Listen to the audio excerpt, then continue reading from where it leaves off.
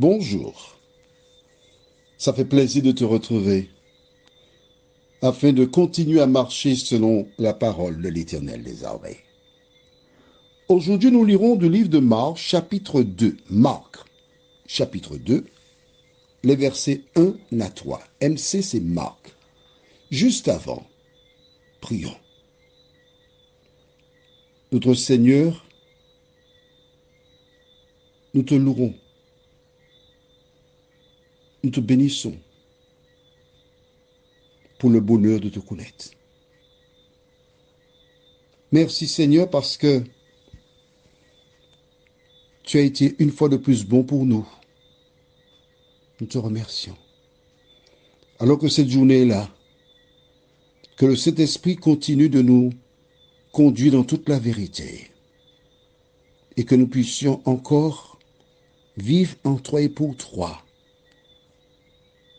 Fortifie-nous au nom de Jésus et pour ta gloire éternelle. Amen. Marc 2, versets 1 à 3. Quelques jours après, Jésus revint à Capernaum. On apprit qu'il était à la maison. Et il s'assembla un si grand nombre de personnes que l'espace devant la porte ne pouvait plus les contenir. Il leur annonçait la parole. Des gens vinrent à lui amenant un paralytique porté par 4 hommes. Ok, belle image.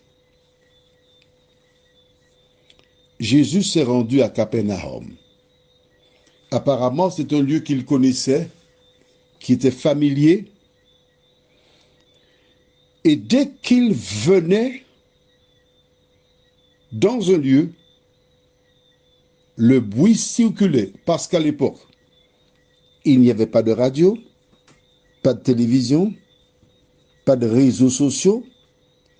Les gens n'avaient pas d'activité particulière. Mais, quand Jésus arrivait quelque part, il avait un message réconfortant qui incitait les gens à venir l'écouter et accepter la parole de Dieu. Les malades, dès qu'ils avaient entendu Jésus est dans notre ville, ils s'organisaient. Il fallait qu'ils rencontrent Jésus afin qu'il fasse un miracle pour eux. Ils recherchaient la guérison. Cette image est belle parce qu'elle nous montre que lorsque nous sommes malades physiquement, nous partons, nous cherchons une solution. Lorsque le traitement qu'un praticien nous donne ne fonctionne pas, on cherche un autre praticien parce qu'on veut la guérison, on veut aller bien. Il est tout de même curieux que nous faisons beaucoup d'efforts pour avoir la guérison physique, mais la guérison spirituelle, nous la renvoyons au calendrier grec. Or, la guérison la plus importante, c'est la guérison de ton âme. Voilà donc un paralytique, un homme donc qui ne sait pas marcher, pour sûr. Il apprend que Jésus est à la maison. Il a l'adresse. Mais cet homme veut marcher. Cet homme veut changer de situation. Il y a trop longtemps qu'il est dans cet état-là. Il faut qu'il marche. La Bible déclare que 4 hommes vont porter ce paralytique. On imagine qu'ils ont fait un brancard de fortune. Ils ont pris l'homme qu'ils ont installé sur le brancard. Qui sont ces 4 hommes? Nous n'avons pas de détails. Mais il y a 2 possibilités. ces 4 hommes peuvent être ses frères, cousins, enfants, ou avec ce qu'il possède comme économie, il paie 4 hommes pour le porter.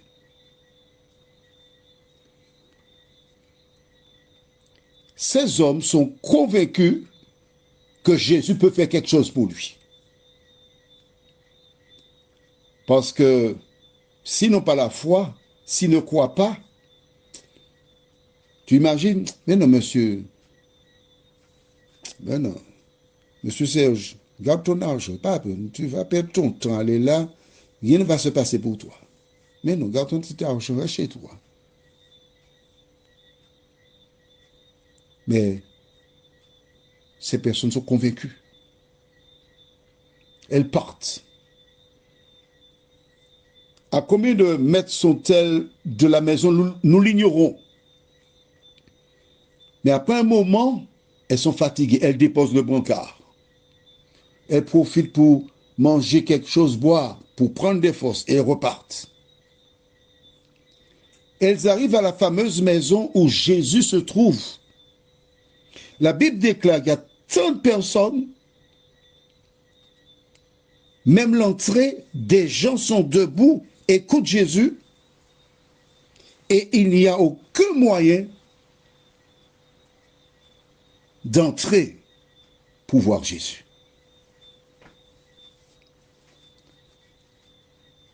Que faire? J'imagine ce monsieur handicapé sur le brancard qui dit, mesdames et messieurs, excusez-moi, s'il vous plaît, je suis paralysé, je ne peux pas. Ces 4 personnes m'ont emmené. Permettez-moi d'entrer pour aller voir Jésus pour qu'il me guérisse, s'il vous plaît. Les gens ne bougent pas. Les gens refusent de bouger. 2 catégories de personnes. Les 4 hommes qui portent le paralytique sont convaincus, voient la nécessité qu'ils rencontrent Jésus afin d'être guéris. Ceux qui sont autour de la maison, devant la porte, sont des agents du diable, qui ne veulent pas qu'il entre, qui refusent qu'il aille rencontrer Jésus. Car s'il rencontre Jésus, il sera guéri. Il ne faut pas qu'il entre. Il faut le laisser dehors. Tu as des personnes qui, par leur vie, leur conduite, découragent d'autres. Des personnes qui, par leurs propos, découragent. Mais cet homme qui est sur ce brancard a décidé qu'il doit voir Jésus. Toi qui m'écoutes ce matin, tu veux voir Jésus? L'ennemi se chargera pour mettre des personnes devant toi, pour t'empêcher d'aller à Jésus. L'ennemi te permettra d'entendre des potins, des ragots. Mais oui, un tel, il a fait telle chose, une telle, elle a fait telle chose. Ne regarde pas aux gens. N'écoute pas les ragots. Écoute la parole de Dieu et ne laisse rien te décourager. Que fera cet homme? Je parle du paralytique. Bon ben, excusez-moi, ramenez-moi chez moi. C'est une possibilité. Mais laisse-moi te dire, si tu es convaincu que Jésus est ton sauveur, si tu es convaincu qu'il est la porte, si tu es convaincu qu'il est le berger, rien ni personne ne doit te décourager. Prions. Notre Seigneur et notre Dieu,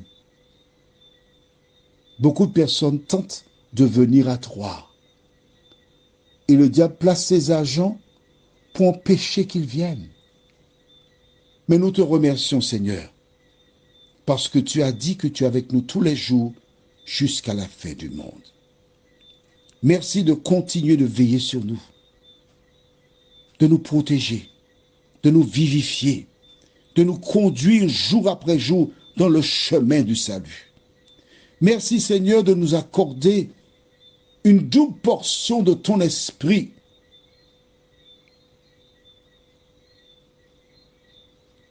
afin que nous devenions comme Jésus, nous t'en prions, en son nom, notre Sauveur, et pour ta gloire éternelle. Amen. Je te souhaite une bonne journée et que l'Éternel continue de te bénir.